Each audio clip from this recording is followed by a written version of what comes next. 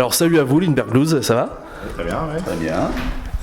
Bon là vous êtes que deux aujourd'hui, donc dommage, passerez le bonjour quand même aux autres. Donc ça fait quand même pas mal d'années que vous écumez les bars, donc depuis 1997 c'est ça? Exact, ouais. J'étais même pas encore né. C'est un truc de dingue. C'est dommage, j'ai pas pu voir les débuts. Est-ce que vous pouvez commencer par nous expliquer un peu dans quel style musical vous baignez depuis tout ce temps?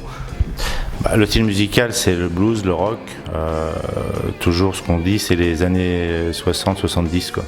En fait, les influences, mais des fois, ça nous arrive de jouer des titres qui ont été créés peut-être dans les années 50-60.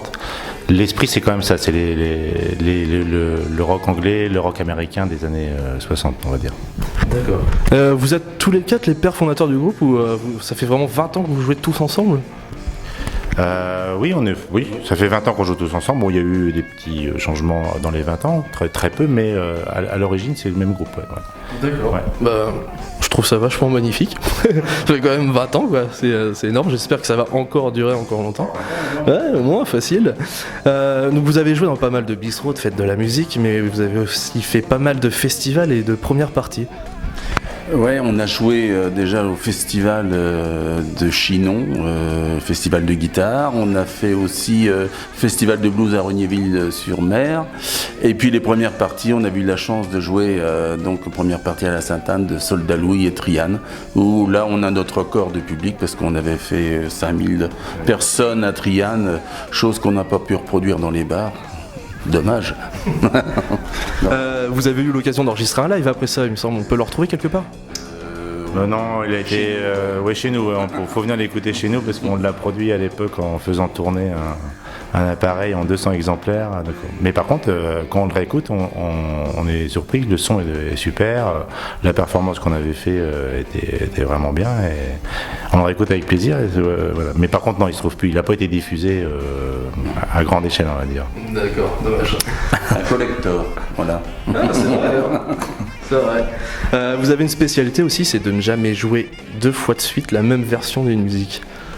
Vrai. Voilà. Alors pourquoi on dit ça? C'est un petit peu notre marque de fabrique. Parce qu'on joue une musique qui est ouverte en fait. Le blues et le rock sont des musiques ouvertes. Et on a la chance d'avoir aussi notamment Philippe qui a de l'inspiration quand il fait des solos. Moi je fais des solos maintenant avec aussi une inspiration et on construit les morceaux pour qu'il y ait toujours de la place pour voilà. Donc on dit toujours qu'on fait jamais deux fois la même chose. Même nous des fois on s'étonne nous-mêmes parce que le résultat il est ce qu'il a donné, quoi. Voilà. J'imagine qu'en plus ça doit ravir les spectateurs derrière et les fans. C'est évident parce que quand on voit des groupes jouer toujours les mêmes morceaux de la même façon, déjà eux ils s'ennuient au bout d'un moment et forcément le public le ressent. Et nous ça vit plus, alors forcément c'est une prise de risque à chaque fois parce que des fois on sait pas trop, comme dit Steph tout à l'heure, comment ça va finir, mais bon avec maintenant les quelques années de métier on se connaît parfaitement, donc et pour nous c'est beaucoup plus vivant et forcément le public le ressent énormément, donc c'est vraiment un peu notre marque de fabrique, c'est clair. Et en parlant de spectateurs, qu'est-ce que vous avez préféré, le fait d'avoir joué par exemple avec un public comme en première partie de Triane ou dans les bars? Deux choses différentes. Le public, de la grande scène pour nous, c'est valorisant, on se fait plaisir parce qu'on peut enfin avoir un son de scène. Parce que quand on joue comme nous, notre style de musique, il nécessite quand même pas mal de sons, comme nos inspirations, que ce soit du Hendrix ou Clapton ou autre, ou les Who, les Stones, ont un son de scène. Voilà, une guitare électrique, pour qu'elle sonne, il faut du son. Donc c'est vrai que quand on fait une grande scène, on peut vraiment se faire plaisir et là on se laisse aller. Dans un bar, le son obligatoirement est restreint, mais l'ambiance est totalement différente. C'est deux choses totalement différentes. Je crois qu'au niveau réponse, partage, le bar c'est la meilleure école. Parce que quand on est bon, on le sait, quand on n'est pas bon, on le sait aussi. Et puis ça peut durer 3h30, alors sur scène c'est très cadré. Et des fois on a joué 1 heure et puis il y a une certaine frustration parce qu'on aurait bien continué, quoi. Mais c'est vrai que c'est deux ambiances différentes, je pense qu'il faut pas, il n'y a pas un plus que l'autre, mais voilà, on est dans autre chose, on va dire. Très bien. Sur votre pochette d'album, il y a un petit descriptif sur chacun de vous, donc votre rôle dans le groupe, ce qui vous fait vibrer, même votre plat préféré avant le concert. Mais vous avez aussi une devise. Et le pinard. Parce que c'est lié. Gilbert Blues ne fait jamais un concert sans manger. Ça faut le savoir. Pour ceux qui veulent nous inviter, il faut prévoir le repas. Normal. Et du coup, vous avez même une devise qui vous est propre à chacun. Mais est-ce que vous pourriez donner une devise qui vraiment pour tout le groupe entier? Le plaisir de jouer, le plaisir de partager ce qu'on joue. Je crois que c'est un échange avec les gens qui sont là. Je pense que en fait, c'est ça, c'est la notion de plaisir. Son plaisir. Avant tout, nous, on fait de la musique maintenant depuis quelques années, même si le groupe a 20 ans, mais chacun de son côté a commencé déjà bien avant. Hein. On a beaucoup plus de 25 ans, 30 ans de musique chacun derrière soi, mais avant tout, ce qu'on garde, c'est le plaisir de jouer. Et ça, on l'a jamais perdu, et puis tout le temps que ça marche, on continue. Et puis on le ressent quand même, hein. Même juste quand on vous parle, franchement, on le ressent.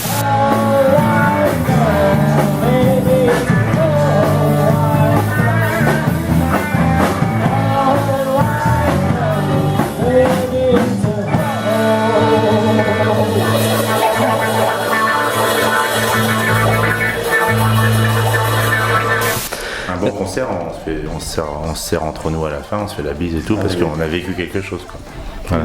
Vive la musique, ça pourrait être ça, en fait. Et pour finir cette interview, on va parler de vos albums. Donc vous en avez déjà sorti un, c'est In the Light of Giants, et il y en a un qui est sorti tout récemment. Là.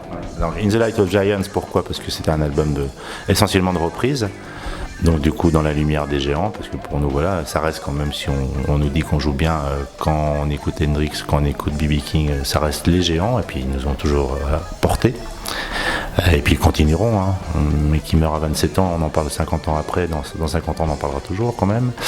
Nous on n'en est pas là. Et donc le dernier album qu'on vient de faire qui s'appelle Incontrôlable, là, au bout de 20 ans on s'est dit, et si on faisait des compositions? Et donc voilà, c'est essentiellement des compositions. Sur le CD, il y a deux reprises, mais sur le vinyle, il n'y a que des compos. Et là, on était parti complètement dans un autre projet, en fait. C'est un peu un pari qu'on s'est donné. Alors, il faut savoir qu'on avait pris tellement de plaisir dans l'enregistrement du premier, dans le vivre un studio pendant plusieurs jours, construire quelque chose. Ça, c'était important. Et on a voulu le revivre en disant, on fait des compos. Gros boulot, là. On a mis 2 ans à pondre ça, quand même. Ouais, parce que le jour où on s'est dit, tiens, on fait des compos, est-ce qu'on a quelque chose? Ben non, on n'a rien. Et on a commencé à écrire tous de notre côté, et puis construire des choses progressivement. Et le temps de studio, le temps de l'enregistrement, le temps du mixage, etc., ça prend 6-7 mois. Voilà. Donc il est sorti il y a 15 jours, 3 semaines.